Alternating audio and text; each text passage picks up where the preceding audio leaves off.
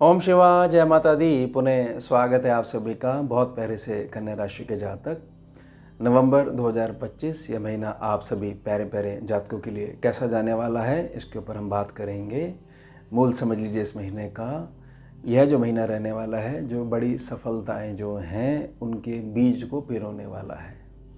इसलिए मेरी प्रार्थना रहेगी, जो प्रत्येक भाव की गणना मैं आगे लेके चलूँगा सेवा में आपकी, तो उसमें गणना जिस प्रकार से समझाई जा रही है, उसके मूल को जो प्रार्थना करी जा रही है वह अगर आप स्वीकार कर लेते हो तो ना केवल ये महीने में बीज आएंगे, उत्तम खाद, उत्तम धूप, उत्तम जल की व्यवस्था, अपूर्ण रूप से जो है चिंता, केयर जो है वह भी आने लग जाएगी और लंबा इंतज़ार नहीं करना पड़ेगा। कुछ ही दिनों में प्रभाव देखने को मिलेगा कि अंकुर फूटने लग गए हैं, सुंदर सुंदर प्यारे प्यारे पौधे आ गए हैं, प्यारे प्यारे उन पे पुष्प आ गए हैं, बड़े सुगंध हो गई है चारों तरफ। इसको कहते हैं कि मूल पे काम करोगे तो बदलाव होना अटल है।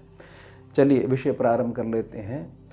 सबसे पहले शुक्र बाबा जो यहाँ बैठे हुए हैं, लगन स्थान में जो बैठे हुए हैं, ये आगे मुख कर जाएंगे 2 नवंबर के पश्चात, और यहाँ पर जो है ये तुला राशि स्थान में जो है 26 नवंबर तक बैठे रहेंगे। 26 के बाद ये जो है आगे मूव कर जाएंगे। स्वामी बुध की जो स्थिति है उसको भी थोड़ा सा ध्यान दे लेते हैं। बड़ी विचित्र स्थिति रहने वाली है। स्वामी बुध जो हैं 23 नवंबर के पश्चात जो है पीछे आ जाएंगे, यानी कि द्वितीय भाव में आ जाएंगे, और 23 से 26 के मध्य जो है शुक्र बाबा के साथ इनकी युति भी बनेगी, जिसका सीधा इफेक्ट आने वाले भविष्य पे पड़ने वाला है, या बहुत सारे जो जटिल कार्य हैं उनकी सिद्धि के विषय में जो है एक बेस बनवा देंगे आपका। अभी पीछे क्यों आ जाएंगे? क्योंकि 10 तारीख से लेकर 29 तारीख तक ये वक्री बने रहेंगे, इसलिए वक्री यानी उल्टे हो गए। फिर 23 को जब आगे मूव करेंगे, आगे इनका मुँह नहीं है, पीछे मुँह करके बैठे हुए, तो पुनः तुला में आ जाएंगे। साथ में 11 तारीख से लेकर 27 तारीख के मध्य अस्त प्रभाव में भी रहेंगे। बुध का एक इम्पॉर्टेंट रोल रहने वाला है कि बुध आपको बहुत सारी चीज़ें सिखाने का, समझाने का प्रयास करवा रहे हैं कि आप जब तक सीरियस नहीं होगे, अपने प्रति सजग नहीं होगे, और बहुत जगह जो है हमारे को मन मुस्कुराहट के साथ उत्तम बुद्धि का परिचय देते हुए अपना कार्य निकलवाना नहीं आएगा, तो फिर आपकी कंप्लेंट जो है फिर व्यर्थ की कंप्लेंट रहती है कि कुछ नहीं हो रहा है जी, सब काम धंधे जो है ऐसे प्रभावित होके बने हुए हैं। तो लग्नेश की स्थिति है 23 नवंबर के पश्चात एक इम्पोर्टेंट रोल निभाएगी, आपके लगन भाव को भी मजबूत करेगी, और धन आदि की व्यवस्था जो है आपके व्यवहार के आधार पर उसको भी बढ़ाना शुरू कर देगी।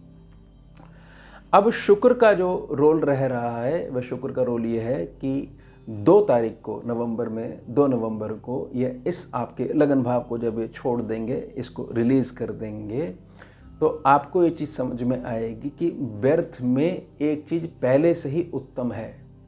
मान लीजिए, उदाहरण समझिए, जैसे कि आप किसी नई व्यवस्था में जा रहे हैं, तो आपको करना क्या चाहिए कि हमने कोई ऑफिस इत्यादि लिया है, अब वहाँ पर कुछ पेंट वगैरह इत्यादि का कार्य चल रहा है, सफाई हो रही है, तो हम पहले ही महीने में उसको एक ऐसी व्यवस्था तक ले जाना चाह रहे हैं कि जिससे कि दुनिया जो है हमारा जो है एक प्रकार से जलवा देख ले। जबकि शुक्र हटते ये चीज़ समझ में आएगी कि पहले एक रूटीन में हम आ जाते, हो सकता है ये व्यवस्थाएं जो है आगे जाके नया रूप ले लेती।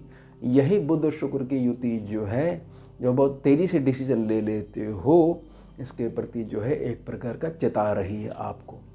धन की स्थिति जो है 2 तारीख के पश्चात जो है बड़ी उत्तम रहने वाली है, क्योंकि शुक्र यहाँ जम के बैठ जाएंगे, और ये चीज़ समझ लीजिएगा किसी प्रकार की कोई भी कमी, चूँकि गोचर की कुंडली पे जो बात हो रही है केवल गोचर की कुंडली के हिसाब से नहीं रहने वाली है। तीसरे भाव को ले लेते हैं। मंगल यहाँ बैठे हुए हैं, लंबे समय तक बैठे रहेंगे, लेकिन 1 तारीख को 1 नवंबर को ये अस्त प्रभाव में चले जाएंगे। अस्त प्रभाव में जब मंगल चले जाएंगे तो जातक जो है अपने आप को कहीं भी, किसी भी आधार में, किसी भी व्यक्ति के साथ एडजस्ट नहीं कर सकता है। उसको ये चीज़ समझ में आएगी कि दुनिया टेढ़ी चल रही है, सीधा मार्ग ही है, और यही उत्तम भविष्य की नींव वो बनाना शुरू कर देगा। साथ ही साथ जो है सूर्य का साथ भी मिल जाएगा, शुक्र का भी 26 तारीख के साथ मिल जाएगा, सूर्य का 16 नवंबर के पश्चात साथ मिल जाएगा। ये जो तिकड़म जो है, ये तिकड़म अब आपके बुध के ऊपर डिपेंड करती है कि यह तिकड़म जो बैठी है क्या ये आपको व्यर्थ में संघर्ष देगी या ये जो तिकड़म है आपके भाग्य भाव की पुष्टि करनी शुरू कर देगी। ये सब कुछ हमारे ऊपर डिपेंड करता है कि हमारा नज़रिया क्या है किसी भी घटना को देखने का, कि हाय इतना नुकसान हो गया या चलो कोई बात नहीं, राम जी कृपा से इतने में ही सरलता से बाहर निकल के आ गए। तो बुध यहाँ पर बहुत सारी चीज़ें जो है वह देख रहे हैं। जैसी आपकी प्रकृति में बदलाव आने शुरू हो जाएंगे बुध आगे बढ़ाना शुरू कर देंगे। अब सुख स्थान की बात कर लेते हैं। स्वामी बृहस्पति बाबा लाभ स्थान में उच्च प्रभावी, लेकिन 11 नवंबर को यह वक्री चाल को धारण कर लेंगे। वक्री चाल में आने के पश्चात ही समझ लीजिएगा कि जो जातक केवल इसलिए जीवन में नियम नहीं अपना रहा है कि आप ये तो बताइए हम सुबह जल्दी उठ के करें तो करें क्या, हम रात्रि को जो है नियम में अपना लें तो करें क्या, घूम फिर के जो है काम धंधे की स्थिति ठीक नहीं है, आप नहीं समझ सकते ये बातें। ये कहना बहुत ज़्यादा सरल है, सरल विषय है, किसी को क्या जाता है बोलने में कि ऐसा कर दो। व्यक्ति के पास बैठ के बात समझिए, सुनिए, ठीक है मैं आपकी भावना समझ रहा हूँ, लेकिन 11 नवंबर के पश्चात कर्म क्षेत्र में एक गजब की पकड़ और गजब की मजबूती बृहस्पति बाबा दे देंगे, क्योंकि वक्री दृष्टि से स्कैनिंग विद्या में उस स्थान को, मिथुन राशि स्थान को ये मजबूत करने लग जाएंगे। ये स्थान मजबूत हो रहा है तब बुध तक ऊर्जा पहुंचेगी और लगन पे भी इसका प्रभाव पड़ने लग जाएगा। तो 11 नवंबर अब वो डेट समझ लीजिए। 11 नवंबर के पश्चात जो है आपके काम की स्थिति अच्छी रहने वाली है। और जो जातक जो है एक जगह बंद के बैठा हुआ है कि जाम लगा हुआ है जी क्या करें, गाड़ी में बैठे हुए हैं, तो जाम खुलने लग जाएगा 11 तारीख के पश्चात। अब पुनः जो गंतव्य की ओर जो गाड़ी जा रही थी आपकी वो जाना दोबारा शुरू कर देगी। पंचम भाव को, षष्ठम भाव को, दोनों भावों को एक साथ ले लेते हैं, क्योंकि स्वामी शनि जो हैं वह मीन राशि में वक्री होके बैठे हुए हैं सप्तम भाव पे। देखिए 28 नवंबर के पश्चात ये मार्गी हो जाएंगे और आपके भाग्य के विस्तार हेतु ये आपके पैरों को आपके शहर से, आपकी लोकेलिटी से बाहर ले जाना शुरू कर देंगे। या जिन प्रॉब्लम का सॉल्यूशन नहीं मिल पा रहा, धन के संबंध में स्थिरता नहीं आ रही है, उसके लिए नई डेस्टिनी तक आपको ले जाना शुरू कर देंगे।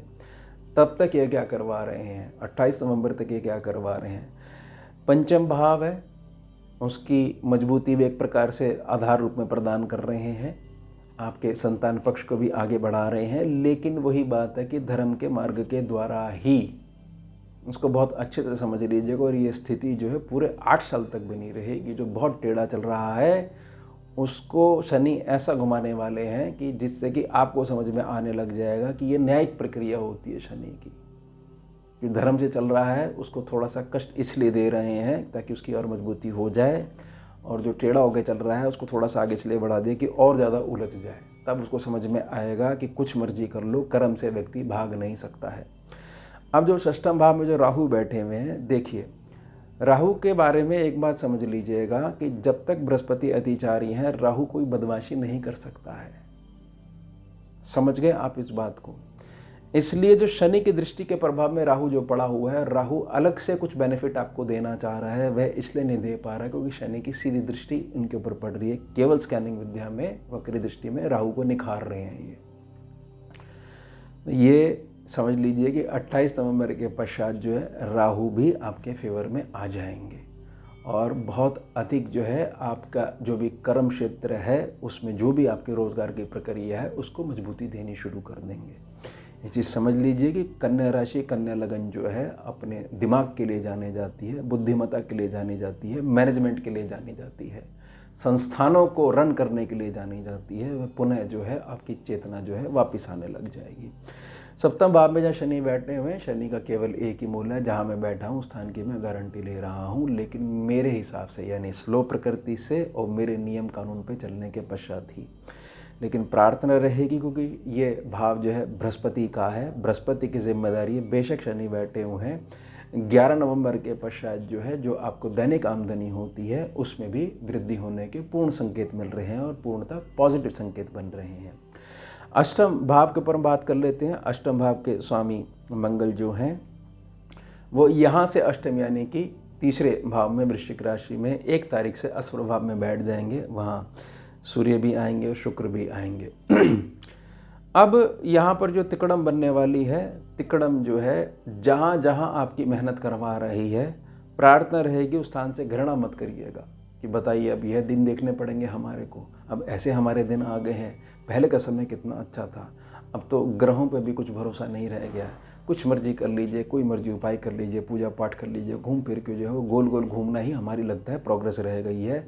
नहीं, अष्प्रभाव होने का मतलब है कि बड़ा गुपचुप तरीके से कार्य करने का समय आ गया है, और थोड़ा सा जो परिश्रम कर रहे हो उसके प्रति एक अगाढ़ विश्वास जो है वह भी जमाना आना चाहिए जातक को, कि आज हम किसी चीज़ की शुरुआत कर रहे हैं, वो अगर अगले दिन सुबह बन के हवेली नहीं खड़ी हुई है तो हम कह रहे हैं बताइए ये भी कोई जीवन है। तो उसमें परिश्रम देना पड़ेगा, और एक कड़ी अगर बीच में टूट जाएगी तो लाइन ब्रेक हो जाएगी आपकी। केवल मंगलदेव यही समझाने का प्रयास कर रहे हैं कि आप अति मजबूत स्थिति में हो, अपने धैर्य को मत त्यागिएगा। भविष्य की ओर अब मैं आपको ले जा रहा हूँ, ट्रैवल करवा रहा हूँ। अब भाग्यस्थान के ऊपर बात कर लेते हैं। भाग्यस्थान के स्वामी 2 नवंबर के पश्चात मजबूत स्थिति में तुला राशि में आ जाएंगे। अब ये चीज़ समझ लीजिए कि थोड़ा सा भाग्य में जो अड़चन आ सकती है, क्योंकि यहाँ से जो पढ़ रहा है, सेक्शन पढ़ रहा है, वो कहीं ना कहीं शुक्र को दोबारा प्रभावित करने लग जाएगा। द्वितीय भाव में जो है, अब यहाँ से गिनेंगे तो यहाँ से छठा सेक्शन पड़ जाता है। तो पुण्य प्रार्थना रहेगी, कुछ ऐसे आकर्षण जीवन में आ सकते हैं कि हम विवाहित नहीं हैं तो विवाहित व्यक्ति के प्रति दृष्टि, और उसके उल्टा भी कर लीजिए। इन चीज़ों से क्या होगा, इन चीज़ों से भाग्य क्षीण हो जाता है, या हम जो है व्यर्थ में जो है एक ऐसा खर्चा बांध कर बैठ गए हैं जो केवल भोग दृष्टि में है। इसके बारे में हमारी आत्मा जानती है, और आत्मा हमारे को 100 बार समझाती है कि मार्ग तुमने गलत चयन कर लिया। बस उसके अलावा कोई चिंता करने की ज़रूरत नहीं है। 2 तारीख के पश्चात भाग्य की वर्धन जो है वह होना अटल है। ये एक प्रकार की प्रार्थना है, इसको वार्निंग के रूप में आप ले सकते हो कि बच के चलिए और सामने वाले को भी बचा के चलिए। ये जो 2-3 दिन के जो आकर्षण होते हैं ना, ये ले के डूब जाते हैं जातक को। फिर जातक कहता है बताइए, कोई सही नहीं बताता है, आपको कर्मों पे आधार बना के चलना नहीं आता है, तो जो बता रहा है वो लागू होगा ही नहीं। कर्म क्षेत्र बिगाड़ रखा है आपने। अब कर्म 10वें सेक्शन के ऊपर बात कर लेते हैं। 10वें सेक्शन के ऊपर जो मजबूती मिलेगी वह आपको 2 चरणों में मिलेगी। एक 11 नवंबर के पश्चात मिलेगी, अच्छी मजबूती मिलेगी, और साथ ही साथ जो घर के जो बड़े बुजुर्ग हैं इनका भी सहयोग आपको पूरा भरपूर मिलने वाला है, पूर्ण आशीर्वाद मिलने वाला है। इससे जो है आपका जो आंतरिक मन की प्रसन्नता है वह भी बड़ी प्रबल बनी रहेगी। उसके पश्चात 23 तारीख जब आएगी, 23 तारीख के पश्चात जो है और भी स्थिरता आपके पास आने लग जाए, क्योंकि अभी तक का जो कर्म क्षेत्र की इम्प्रूवमेंट के विषय में बताया जा रहा है, फिर 23 तारीख के पश्चात नाना करते भी जो है धन का जुड़ाव होना शुरू हो जाएगा। तो ध्यान बना के रखिएगा। बहुत सारे बीजों के लिए जो प्रार्थना करी गई थी, नवंबर महीना बहुत ज़्यादा इंपॉर्टेंट है। सर्वलाभ सेक्शन में बृहस्पति वहाँ पर बैठे हुए हैं। सेक्शन की स्कैनिंग विद्या में मर्यादा है कि यहाँ बैठा जो ग्रह है वह जो है पूरी जिम्मेदारी लेता है कि इस सेक्शन को जो मैं बड़ा संभाल के जातक को दे पाऊँ, बड़े फल दे पाऊँ। अब बृहस्पति का मूल क्या है, बड़े ध्यान से समझिएगा मेरी बात को। स्कैनिंग विद्या ऊर्जा पे काम करती है। बृहस्पति का मूल है सम्मान देना, ना कि यह कि हमारा सम्मान नहीं हुआ। अगर आपके अंदर बड़ी ऐसी भावना है कि सम्मुख व्यक्ति का आप इतना आदर दे देते हो, तो आपने अपना बृहस्पति बड़ा टॉप का बना लिया है। अब विचारने की ज़रूरत नहीं है कि लगन कुंडली में नवमांश में या दशमांश में कहाँ बैठा हुआ है, या गोचर में क्या स्थिति बन रही है, ना कुछ विचारने की ज़रूरत नहीं है। आपने पकड़ ली है यह चीज़ कि जो मैं दे रहा हूँ वह 10 गुना होकर मेरे पास वापस आ रहा है। और ये बृहस्पति की ऊर्जा को बढ़ाने का बड़ा सरल सूत्र है। बृहस्पति यानी समृद्धि। तो बड़ी तेज वाले जो बृहस्पति तिचारी हैं, बड़ी तेज़ी से इसको नोट करेंगे, और आपका जो प्रारब्ध आपको जो कष्ट दे रहा है उसमें बहुत सारे पुण्य मिला देंगे। यानी छाता जरूर आ जाएगी, तो धूप नहीं लगेगी, बारिश की तरह फील नहीं होगी, या बिल्कुल सूखे सूखे निकल जाओगे। ध्यान बना के रखिएगा, ये मूल होता है एक ग्रह का, कि आदत से आपको समझा दिया है कि ये चीज़ समझिए, भावना नहीं है। तो अक्षर लिखे होने से कि यह उच्च प्रभाव में है, ये लिखा हुआ है, अनेकों एक्सपर्ट से मैंने लिखवा लिया है, वैसे आचरण अगर नहीं हो रहे हैं कोई फायदा नहीं है। आचरण नहीं हो रहे तो एकमात्र काला अक्षर लिखा हुआ है वहाँ पर, चाहे वो कंप्यूटर से निकाली गई कुंडली हो या किसी से बनाई गई कुंडली हो। आचरण नहीं बदल रहे हैं, ग्रह नहीं बदल रहा है। द्वादश भाव में केतु बाबा बैठे हुए हैं। केतु बाबा बेचारे जो है सिंह राशि में बैठे हुए हैं, लेकिन केतु यहाँ पर संकेत कर रहे हैं, ये ध्यान बना के रखिएगा, अगर आशीर्वाद बाहर खोज रहे हो तो सबसे पहले अपने पिता, दादा, परदादा और जितने पितृ पूर्वज हैं पीछे, ज़रा उनके आशीर्वाद को इकट्ठा पहले कर लो। दुनिया तुम्हारे चरणों में ना झुक जाए तो फिर आप हमें कह देना कि आप केतु गलत हो। साथ ही साथ सिंह राशि यहाँ पर जो पड़ रही है, स्वामी जो है तुला राशि से 16 नवंबर के पश्चात निकलकर तीसरे भाव में आ जाएंगे। थोड़ा सा कन्या राशि वाले, कन्या लगन वाले, आपकी जो भी व्यवस्था है, जो भी कुंडलियां हैं आपकी, ये तो खैर गोचर पे हम बात करते हैं, आप उसमें अपनी कुंडली में सिर्फ यह देखिए, अगर नहीं भी है तो भी यह विचार करिए कि क्या मेरे जीवन में, मेरे घर में क्या समृद्धि है या नहीं है। क्या मैं समृद्धि की मांग कर रहा हूँ या केवल मैं नोट होने चाहिए मेरे पास, और जो मैं जितना खर्चा करना चाहता हूँ, चाहे वह धर्म के अनुकूल है या प्रतिकूल है, वो हो रहा है तो मैं मान रहा हूँ कि कुछ अच्छा चल रहा है। पीछे वालों को मैं बिल्कुल नहीं देख रहा हूँ। पीछे वालों को नहीं देख रहे हो तो आगे आने वाले या तो आएंगे नहीं, या आने वाले जो है आपके खिलाफ ही खड़े हो जाएंगे। इसलिए यहाँ पर केतु लंबे समय तक बैठ के समझा रहे हैं कि अपने पितरों पूर्वजों की मजबूती के लिए धर्म को पुष्ट करना सीखिए, व्यर्थ में ग्रहों की गणनाओं में मत उलझिए। ये निजी प्रार्थना रहेगी। बाकी केतु जो है यहाँ पर बैठकर अगर भाव की बात करता हूँ तो ठीक ठीक आशीर्वाद दे देते हैं। जातक बहुत सारी चीज़ों में मैच्योर भी होने लग जाता है, और निजी प्रार्थना रहेगी केतु को बल देने के लिए। कुछ ना कुछ भगवान की पूजा पाठ कुछ ना कुछ करो। अगर बिल्कुल कुछ समय नहीं है तो कुछ रूटीन ही अगर इस प्रकार का हो जाएगा, चलिए परिवार के साथ अमुक गुरु की समाधि है, वहाँ माथा टेकाते हैं, दर्शन कराते हैं, चरणों की धूली लगाते हैं माथों पर, या चलिए धर्म स्थान पे जाते हैं, तो भी केतु को बल मिल जाएगा। और केतु के बल मिलने से सारा बल जो पितृपूर्वजों को मजबूती दे देगा। यह है गोचर को समझने का और समझाने का तरीका। कि गोचर ऐसे नहीं है जातक कंप्लेंट कर दे कि व्यर्थ की गणनाएं हैं। जब लगन कुंडली सम्मुख नहीं है, गोचर पे बात करके क्या होगा। ये तो बड़ा कॉमन गणना हो गई। अभी ना समझे हैं आप गोचर कार्य कैसे करता है, और जो है गोचर से कार्य कैसे लेना चाहिए। लगन कुंडली जो है या अमुक जो भी जो है आपकी जो बनता है, चार्ट बनता है, उससे अगर गोचर ही मिलाया नहीं जाएगा तो सटीकता कैसे निकल जाएगी, कैसे कमजोरी पता लगेगी जातक को कि इस क्षेत्र में काम करने की आवश्यकता है। समझे आप मेरी बात को। बड़ी प्रार्थना रहती है, बड़ा कंप्लेंट बनी रहती है। अब बताइए, काम करेंगे ढंग से तो ही तो समझ में आएगा कि मूल विषय से हट के कोई भी बात करी जाएगी, उससे ज्ञान बढ़ना नहीं कहलाया जा सकता कि ज्ञान बढ़ रहा है, हमें ज़्यादा पता है, अमुक व्यक्ति को नहीं पता है। अब निजी प्रार्थना ये रहेगी, क्योंकि बदलाव के महीने के बारे में बात करी थी।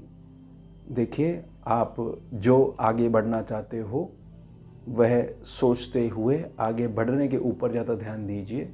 कुछ नहीं हो रहा है, उसके आगे ओम लगा के, पीछे नमः लगा के मंत्र कितना अगर जपते रहोगे तो उसका देवता फलित हो गया है। समझ लेना इस बात को आप। कहाँ आप कन्या राशि, कन्या लगन, कहाँ एक अंपायर चलाने वाले, और समझ में नहीं आ रहा है कि अपनी चीज़ों को व्यवस्था में कैसे ले। क्योंकि बहुत ज़्यादा सोच लिया था, अब वह सोच जो है इतनी बड़ी हो गई है, उसने ये बना दिया है कि ये नहीं हो सकता है। और अब हम जो प्रयास कर रहे हैं वो संकर रूप में बन ही नहीं पा रहा है। ध्यान बना के रखिएगा इन चीज़ों का। तो ये हो गया हमारा उत्तम विषय। मिलते हैं आपसे अगले भाग में नए विषय के साथ। जुड़िए और जोड़िए। ओम शिवा, जय माता दी।